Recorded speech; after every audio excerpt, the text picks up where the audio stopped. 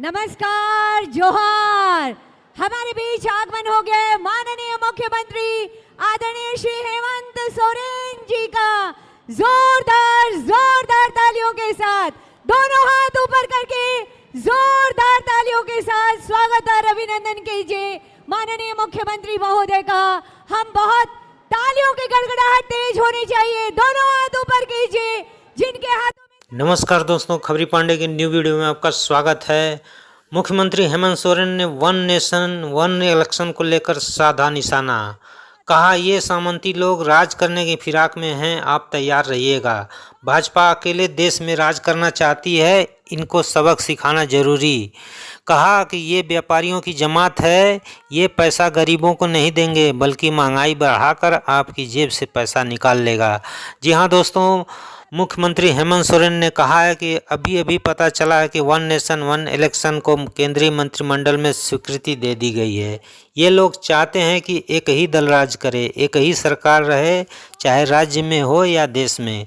अब दूसरी कोई सरकार नहीं, सिर्फ ये सांप्रदायिक सौहार्द बिगाड़ने वाले लोग, ये सामंती लोग राज करने की फिराक में हैं। आप तैयार रहिएगा। एक तरफ पूंजीपतियों की ये जमात है और दूसरी तरफ गरीब, आदिवासी, दलित, पिछड़े, अल्पसंख्यकों की जमात।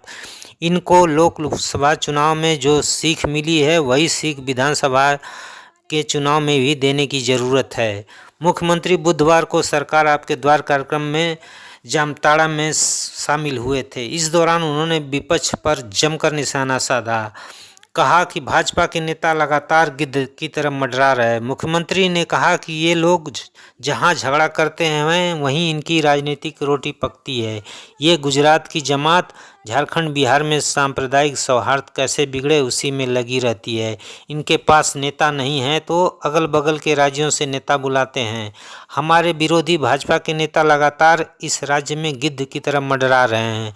इन लोगों ने रेल बेच दी, स्टेशन बेच दिया, हवाई जहाज बेच दिया, एयरपोर्ट बेच दिया। अभी ये लोग सांप्रदायिक फैलाने में लगे हैं। कल से ये लोग गांव-गांव घूमेगा और कहेगा कि हिंदू खतरे में हैं, मुस्लिम राज करेगा, आदिवासी गैर आदिवासी करेगा, हम लोगों को आपस में लड़वाएगा। ये लोगों में ऐसे जहर बोते हैं जिससे सांप्रदायिक सौहार्द तनाव में रहे। अभी 2-3 महीने में चुनाव होने वाला है। ये लोग पूरे देश में सांप्रदायिक तनाव फैला रहे हैं। इस बार लोकसभा चुनाव में भी पूरे देश में सांप्रदायिक तनाव फैला दिया। देश के प्रधानमंत्री लगातार हिंदू मुस्लिम की तुष्टीकरण की राजनीति करते रहे। नतीजा ये हुआ कि पूरे देश की जनता ने भाजपा को 6 इंच छोटा कर दिया। आज ये सरकार बनाने के लिए बैसाखी का सहारा लेते हैं। सीएम ने भाषण की शुरुआत करते हुए कहा कि हम पूरे राज्य का दौरा कर रहे हैं। हम जानना चाहते हैं कि जो हमने वादा किया था, हमारी सरकार रांची से चलने वाली सरकार नहीं बल्कि हमारी सरकार गांव से चलने वाली सरकार है, तो वह गांव से चल रही है कि नहीं। मैया सम्मान योजना इस राज्य की आधी आबादी के लिए ऐसा कदम है जो महिला सशक्तिकरण के लिए मील का पत्थर साबित होने जा रही है। 2019 में हमने सरकार बनाई, उस वक्त कोरोना आ गया, सब कुछ बंद हो गया था। उस समय भी हमने अफरा तफरी का माहौल बनने नहीं दिया। पहले लोगों को पेंशन नहीं मिलती थी, आज हमने कानून बना दिया है कि 50 साल से ऊपर के सभी को पेंशन मिलेगी। जो विपक्ष पिछले 20 सालों से नहीं कर पाया, हमने 5 साल में कर दिया है। इतना काम करने के बावजूद हमारे विपक्ष के पेट में दर्द होने लगा है। हमको 2 साल तक परेशान किया, झूठा आरोप लगाकर जेल भेज दिया। सरकार कोई काम करे, ईडी सीबीआई को लगाकर रोड़ा लगाने का काम किया। हम अधिकार मांगने लगे तो जेल में डाल दिया। 1,36,000 करोड़ कोयला का बकाया अभी तक नहीं दिया है। अगर उसका ब्याज ही हमको दे देता तो विकास की रफ्तार में कई गुना तेजी वृद्धि होती। सब चीज़ में सौतेला व्यवहार। इन्होंने राशन देने में भी हमारे साथ सौतेला व्यवहार किया। आवास देने के लिए हम लोग भारत सरकार के पास नाक रगड़ते रहे लेकिन नहीं दिया। तब हमने फैसला किया कि हम अबुआ आवास देंगे। आने वाला 5 साल के अंदर सभी गरीबों को अबुआ आवास मिलेगा। अभी चुनाव आया है तो भारत सरकार ने 1.5 लाख लोगों को पैसा स्वीकृत किया है। ये व्यापारियों की जमात है। ये पैसा गरीबों को नहीं देंगे बल्कि आपसे महंगाई बढ़ाकर आपकी जेब से पैसा निकाल लेगा। जी हाँ दोस्तों, ये थे मुख्यमंत्री हेमंत सोरेन जामताड़ा में आपकी द्वार आपके सरकार कार्यक्रम को संबोधित कर रहे थे। साथ ही उन्होंने भाजपा पर जमकर निशाना साधा। आइए आगे बढ़ते हैं, वीडियो में देखते हैं हेमंत सोरेन ने क्या कहा, उन्हीं की जुबानी आपके सामने। मुख्यमंत्री मैया योजना आपको पसंद आया? जोर से पसंद आया? चलिए, बहुत बहुत धन्यवाद। ये इस राज्य की आधी आबादी के लिए एक ऐसा योजना है, एक ऐसा कदम है जो महिला सशक्तिकरण के लिए मुझे लगता है इस राज्य के लिए एक मील का पत्थर साबित होने जा रहा है।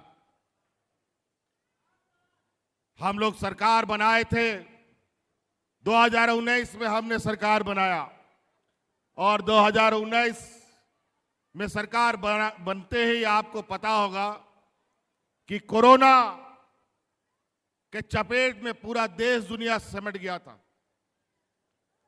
हाट मोटर गाड़ी घोड़ा नौकरी चाकरी सब बंद, कोई काम धाम नहीं होता था। उस कोरोना में भी हम लोग चुपचाप नहीं बैठते थे। आपको याद होगा इस कोरोना काल में भी आपका ये भाई, आपके परिवारजन जो काम करने के लिए अलग अलग राज्यों में जाते थे, उनको हम ढो ढो करके आपके घर में पहुंचाने का काम कर रहे थे।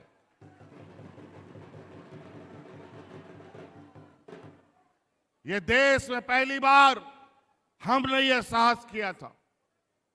और उसके बाद गांव देहात हमारा अत्यंत पिछड़ा है, देश का सबसे गरीब राज्य है हमारा। मजदूर किस्म का लोग अधिक रहता है, एक दिन मजदूरी नहीं करता है तो उसका घर का चूल्हा भी नहीं जलता। वैसे समय में हमारा साथ देने वाला इस राज्य की आधी आबादी हमारी दीदियों ने दिया था। पंचायत पंचायत गांव गांव में ये लोग खाना बना बना करके उन मजदूरों को फ्री खिलाने का काम करता था।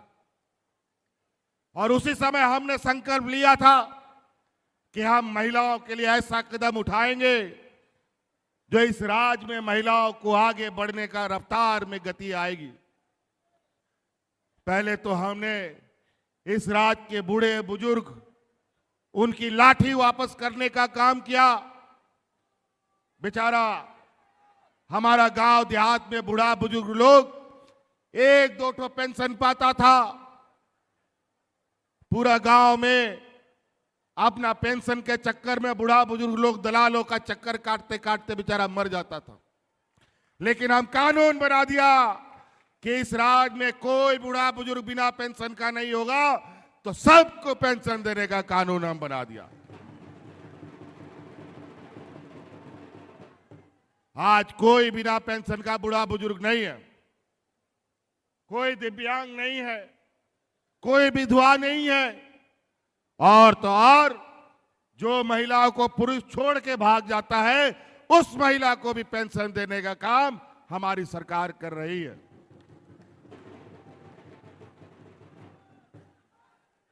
कई ऐसी चीजें हम योजना गिनाने लगेंगे तो योजना हमारे विपक्ष जो 20 साल तक इस राज्य में राज किया, 20 साल में भी नहीं कर पाए और 50 साल में भी ना कर पाते जो हम लोगों ने मात्र 4 साल में किया है। और उसमें भी हमारे विपक्षों का पेट में दर्द, हमको आए दिन 2 साल तक तबाह किया, परेशान किया, झूठा आरोप लगा लगा करके जेल में भी डाल दिया। लेकिन आप गरीब गुरुआ का आशीर्वाद से फिर से हम ये मजबूती के साथ आपके सामने खड़े हैं। आप लोग तो पहले भी हमको देखे, पहले हमारा कैसा दिखने में हम लगते थे, अब कैसा हो गया। ये बेईमानों की वजह से हम लोग को इतना परेशानी झेलना पड़ा कि सरकार कोई काम करे, ईडी, सीबीआई, इनकम टैक्स, अनेक संवैधानिक संस्था को लगाकर हमें काम में रोड़ा लगाने लगे, हक अधिकार मांगने लगे तो जेल में डालने लग गया। यह स्थिति 1,36,000 करोड़ रुपया कोयला का बकाया अभी तक नहीं दे पाया है। अगर 1,36,000 करोड़ रुपया का सूद ही हमको मिल जाता तो उससे राज्य की रफ्तार, विकास की रफ्तार में कई गुना तेजी होती। कुछ भी नहीं, सब चीज में कटौती, सब चीज में सौतेला व्यवहार। गरीबों के लिए इनके डबल इंजन के कार्यकाल में इन लोगों ने 11 लाख गरीबों का राशन कार्ड डिलीट कर दिया। उस समय सामान्य जीवन में कोई कोरोना नहीं था, कोई विपत्ति नहीं था। उस समय लोग राशन कार्ड हाथ में ले लेकर के भात भात मरा था। हम लोग सरकार बनाए, अतिरिक्त 20 लाख राशन कार्ड बना करके हरा राशन कार्ड गरीबों में बांटने का काम किया। लेकिन हम लोग को राशन खरीदने नहीं देता था सरकारी दुकान से। कभी 2 महीना, कभी 3 महीना, कभी 1 महीना, आए दिन ये लोग सरकारी दुकान से हमको राशन ना खरीदने दे, खुले बाजार से खरीद के देना पड़ता था। एक आध महीना आगे पीछे राशन कार्ड में होते रहता है अभी भी ये सौतेला व्यवहार। इस राज्य के गरीब गुरुआ लोगों को आवाज देने के लिए हम लोग 3 साल तक भारत सरकार के पास जाकर के नाक रगड़ते रहे, लेकिन गरीबों का आवाज नहीं दिया। अंत में हमें अपना निर्णय लेना पड़ा कि रखो तुम अपना आवाज, हम अपने गरीबों को अब आवाज बना करके राज्य सरकार अपने से देगी। और आज बड़े पैमाने पर अब आवास को स्वीकृति मिल रही है। आने वाला 5 साल के अंदर सभी गरीबों को अब आवास का घर बना के देने का हमारा लक्ष्य है। और अभी हमको पता चला है कि भारत सरकार जो पैसा हम पहले मांगते थे वो पैसा दिया नहीं 4 साल तक। अभी चुनाव आया है तो अभी 1.5 लाख गरीबों को आवास का पैसा स्वीकृत किया है। अरे वाह, ये तो 4-5 लाख लोग का आवास, लेकिन बाकी जो 20 लाख लोग हैं उनको आवास कौन देगा? इसका जवाब इनके पास नहीं है। ये व्यापारियों की जमात है, ये पैसा वैसा गरीबों को नहीं देगा, बल्कि आपसे महंगाई बढ़ा करके आपके जेब से पैसा काट करके अपना जेब भरने का काम करेगा। आज हम गरीब, यहाँ गांव देहात का लोग इतना गरीब है बेचारा कि 2 वक्त का खाना नहीं जुटा पाता। आज उन गरीबों का हम लोगों ने 200 यूनिट बिजली फ्री किया, उसका बकाया फ्री किया ताकि वो अपना आर्थिक ये से ज्यादा ना जूझ पाए। तो कई ऐसी चीजें हैं। मुख्यमंत्री मैया योजना जो हम लोगों ने शुरू किया है, लगभग 1 लाख से अधिक 28 लाख जामताड़ा जिला में महिलाएं मुख्यमंत्री मैया योजना का लाभ ले रही है। और आज बटन दबा करके सभी महिलाओं के खाते में दूसरा किस्त भी यहां से जाने वाला है। महिला जामताड़ा की जो महिला समूह है, इन सबको मैया योजना का जो लाभ ले रहे हैं। तो कई ऐसी चीजें, नौकरी चाकरी को लेकर हमारे काम कर रहे हैं आंगनबाड़ी सेविका, सहायिका, हमारी जलसाइया, सभी को, सरकारी कर्मचारी, सभी लोगों को हम लोगों ने हमेशा कुछ न कुछ दिया। आज हमारे विरोधी लगातार इस राज्य में अब इन लोगों ने गीत की तरह मंडराना शुरू कर दिया है। इनके पास विकास की बातें करने के लिए कुछ नहीं है। इन लोगों ने रेलगाड़ी बेच दी, स्टेशन बेच दिया, हवाई जहाज बेच दिया, एयरपोर्ट बेच दिया। आज महंगाई का आलम ऐसा है कि आज जो 2 रुपया का प्लेटफॉर्म टिकट होता था, आज जाके 50 रुपया 60 रुपये क्या हो गया। आज ये हालत, आज किताब, कॉपी, कलम बच्चा लोग को पढ़ाने के लिए उन सब का दाम इतना बढ़ गया कि गरीब गुरुआ का कमाई तो बढ़ा नहीं और गरीब होता चला गया, लेकिन महंगाई बढ़ता चला गया। आज देश में सबसे सस्ते में पेट्रोल डीजल का दाम घट गया है, लेकिन आज देश में पेट्रोल डीजल 100 रुपया पार मिलता है। आज अर्थव्यवस्था का स्थिति इतना बुरा है कि अगर ये लोग 2-4 व्यापारी देश छोड़ के भाग गए तो हमारी स्थिति भीखमंगा की कर देंगे। इसीलिए ध्यान रखिएगा, अभी ये लोग सांप्रदायिक दंगा फैलाने में लगे हैं।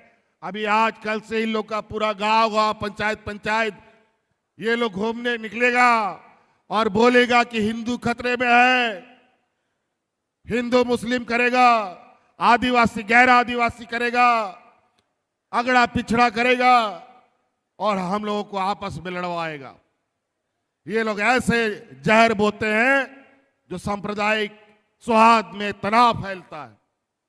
इसलिए ध्यान रखिएगा, अभी 2-3 महीने के बाद चुनाव इस राज्य में होने जा रहा है और ये लोग पूरा देश में सांप्रदायिक फैला करके चुनाव लड़ने के लिए हमेशा प्रयासरत रहते हैं।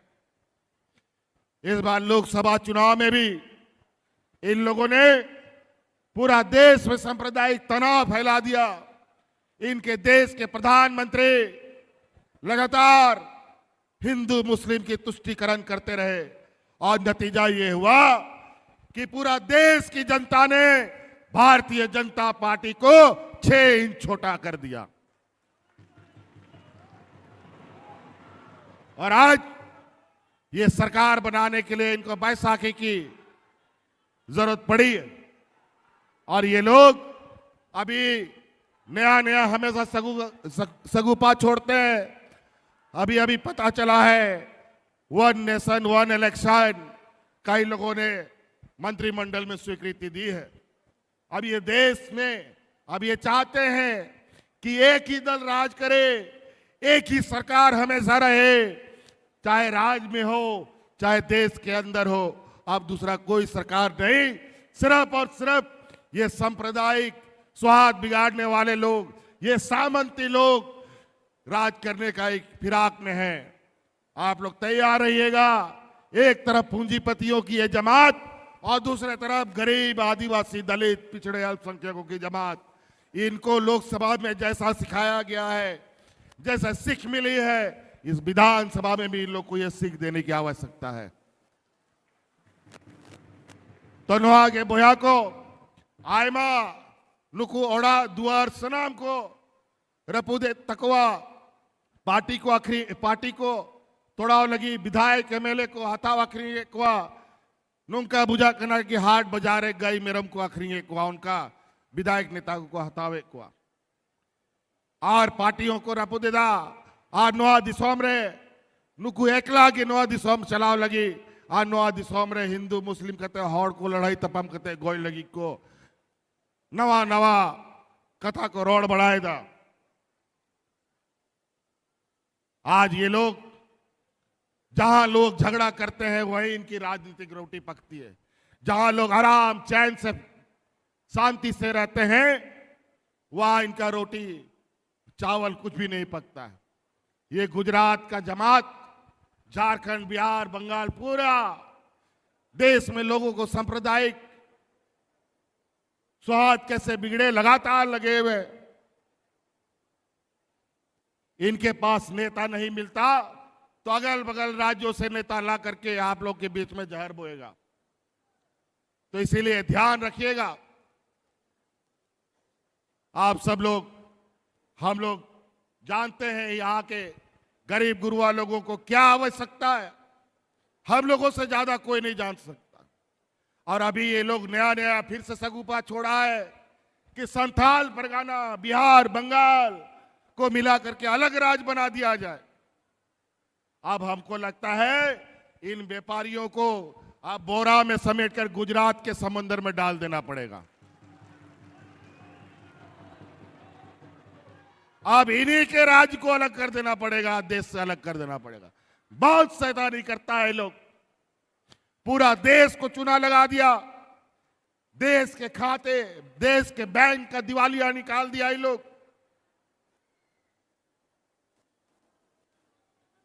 देश को भीखमंगा में लाके खड़ा कर दिया। इनके व्यापारी मित्रों का विदेशों में बैंक में लेन देन पर रोक लगा दिया गया है, लेकिन हमारे भारत देश में सारा बैंक इनके लिए खुला पड़ा है। लूट लो जितना लूटना है। इनके पास गरीबों को पेंशन देने का पैसा नहीं है। इनको हमारी बच्चियों को पढ़ने के लिए सावित्रीबाई फुले के जैसे योजना के लिए पैसा नहीं है। इनके लिए हमारी महिलाओं के लिए कोई पेंशन नहीं है। इनके लिए किसानों का कर्जा माफी करने का पैसा नहीं है। इनके पास गरीबों को आवाज देने के लिए पैसा नहीं है, लेकिन इनके पास व्यापारियों का कर्जा माफ करने के लिए पैसा भरा हुआ है। इसीलिए इनको पहचान के रखिएगा। ये अलग अलग चेहरा बना करके आते हैं, अलग अलग तरीके से। अभी ये लोग मैया योजना बोलता है, ये 2 महीना के बाद बंद हो जाएगा। आज हम जो योजना चालू करते हैं, पीछे पीछे ये लोग भी योजना चालू कर लेता है। अगर ये 2 महीना बंद होगा तो ये योजना आप क्यों चालू कर रहे हैं भाई, जरा बताओ। आज गरीबों को साल में 2 बार धोती साड़ी लुंगी भी दे रहे हैं। आज तो आपने सुना कि हमारा महिला दीदी लोग क्या बोल रही है कि सरकार की सारी योजना उसके घर में पहुंच रहा है। और महिला लोग जो पेंशन के लिए, अपना अधिकार के लिए ब्लॉक ब्लॉक, पंचायत पंचायत और दलालों का चक्कर लगाती थी, अब मैया योजना में किसको चक्कर लगाना पड़ा, वृद्धा पेंशन में किसको चक्कर लगाना पड़ा, बल्कि आपके गांव में, पंचायत में जा करके आप पदाधिकारियों ने आपका फॉर्म भरा करके आज आपके खाते में पैसा पहुंचाने का काम किया है। किसी को कोई मेहनत नहीं करना पड़ा, बल्कि पदाधिकारी को हमने गांव गांव भेजा, टोला टोला भेजा और आपके लिए काम किया।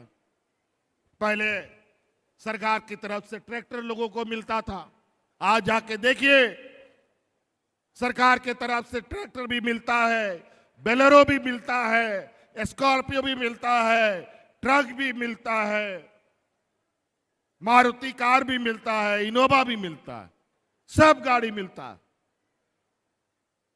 स्वरोजगार के माध्यम से सरकार से 5 लाख, 10 लाख, 20 लाख, 25 लाख, जो आपको पूंजी चाहिए अपना पूंजी करके अपना काम शुरू कीजिए।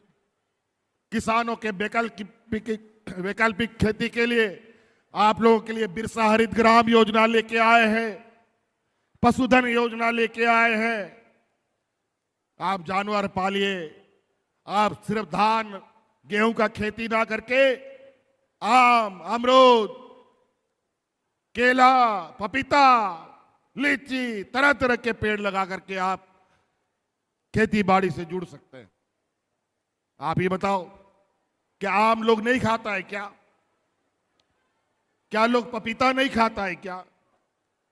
क्या लोग मीट मछली नहीं खाता है क्या? और आज झारखंड में मीट मछली, आम, पपीता दूसरे राज्य से आता है। क्यों यहां का किसान खेती नहीं कर सकता? आज इसीलिए आप सब लोग के लिए सरकार खुले तौर पर सिर्फ हेडक्वार्टर में नहीं, आपके दरवाजे में बैठा है। 20 सालों में कभी पदाधिकारी को आप लोग गांव जाते नहीं देखे। यहां कई ऐसा गांव है जहां का लोग ब्लॉक ऑफिस नहीं देखा, बीडीओ कौन है, सीओ कौन है, कभी नहीं देखा। डीसी और एसपी का तो बातें दूर, लेकिन आज बीडीओ, सीओ, डीसी, एसपी गांव गांव जा करके आपकी समस्या का समाधान कर रहा है।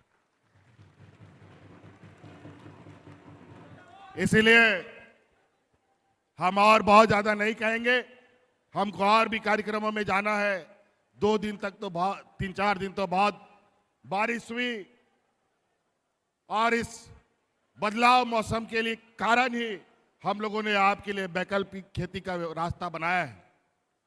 इसीलिए आप लोग और भी खेती के साथ हमारे खेती बाड़ी अपना काम कर सकते हैं। इसीलिए हमारा हर वर्ग, हर समुदाय, हर जाति धर्म के लिए ये योजना, हम लोग किसी जाति विशेष नहीं बनाते।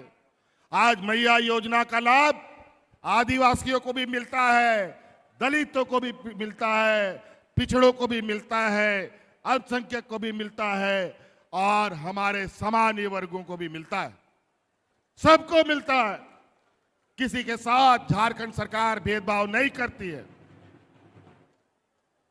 इसलिए आप महिला से हम फिर से जानना चाहते हैं, आप लोग को ये योजना पसंद आया कि नहीं, बताइए।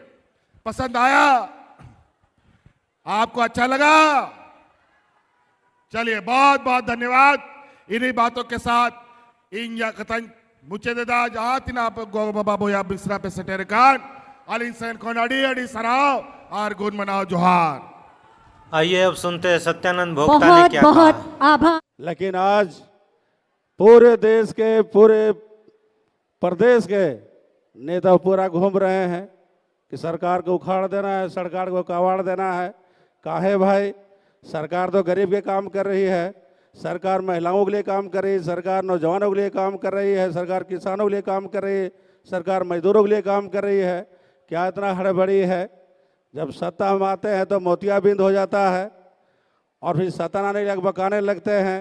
तो सभी से मेरा आग्रह है कि विधानसभा का चुनाव का डुगडुगी बजने वाला है, सभी को ध्यान देना है कि सरकार जो 5 वर्षों में शहर से लेकर गांव तक विकास के जन जन तक जाल बिछाने का काम किया है, इन्हें पुनः फिर भारी बहुमत से माननीय मुख्यमंत्री हेमंत सोरेन जी को मुख्यमंत्री बनाना है।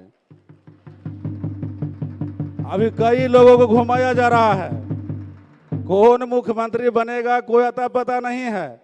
सबको बोला जा रहा है कान तर तोरे बनाएंगे, तोरे बनाएंगे।